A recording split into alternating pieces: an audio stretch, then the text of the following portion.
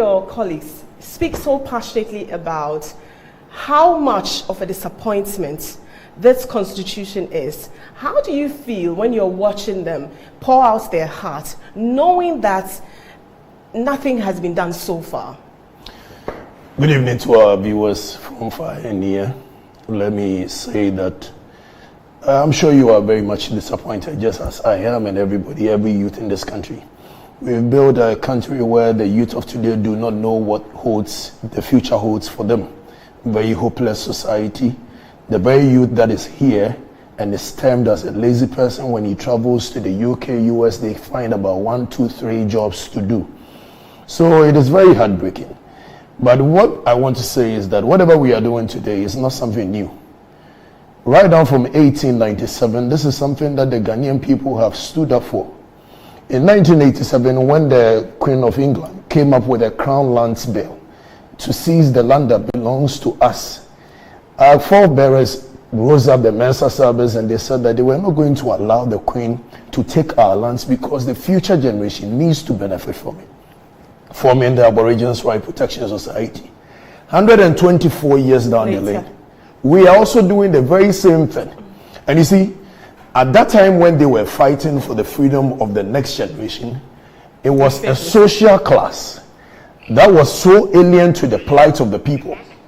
Unfortunately, we have another social class that is so alien to the plight of the people this time around, and if we do not take care, they will plunge us. So you want to use that very same revolutionary tactics in ensuring that we get change to this constitution, which you completely want, like completely abolished. That's what you want. What I want to know is that you wanted to garner 1 million votes. Right. How many have you gathered so far? How many have you been able to capture so far? In fact, we just unveiled it today to the public, and so far I'm sure that the masses are going on.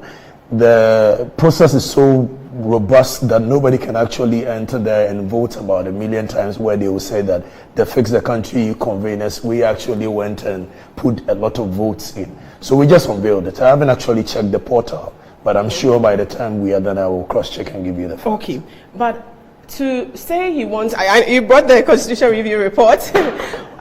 It means that our Constitution has gone through several phases of review. Right. But you think it's not enough, or we are not reviewing things that are important to us. And that for as long as we have this Constitution, the leadership will keep enriching themselves and the poor or the voters will be impoverished. So why don't you make suggestions to change aspects of the Constitution instead of asking for a total and complete, what is called, change of the Constitution? Let me put that on record that the Constitution has never gone under any review.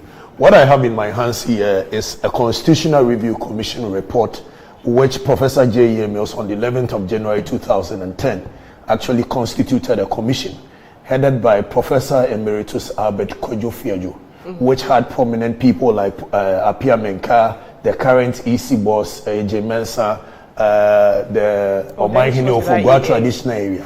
All of these prominent people sat down. They collected written documents, about 83,161. They went across the world, Europe, US, in fact, even the countries in Africa, to collect about 7 million Ghanaians' views, including the current president. Addo was there. He attended the commission's report. Now, when they come up with a report, Professor Mills takes a pen and says that there's something called a white paper. He had no business doing that. After the review commission's report, he should have given the report to the people who call for a referendum and say that this is what the Constitutional Review Commission says. Do you people want it or not? Now John Mahama comes in, he does the same thing.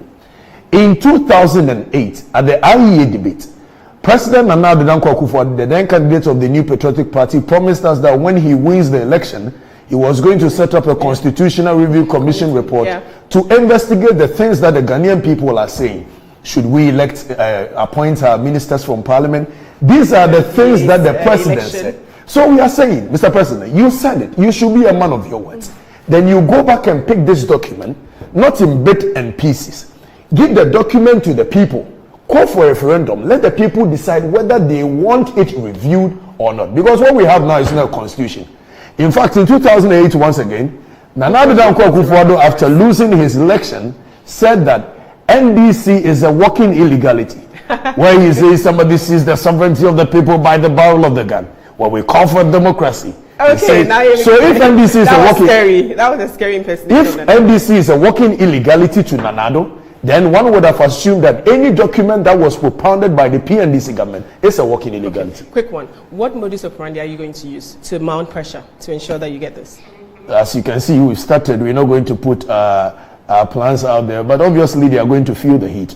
We've said that on the 21st of September, we are going to Takoradi for another demonstration, and massive demonstration, more than what you saw in Greater Accra. We will be replicating the same in the various regions across the country. Yeah. All right. Thank you very much. Okatakyei Afrifa Mensah, chief activist of the Fix the Country campaign, and you can tweet at us using the hashtag Fix the Country News Night. And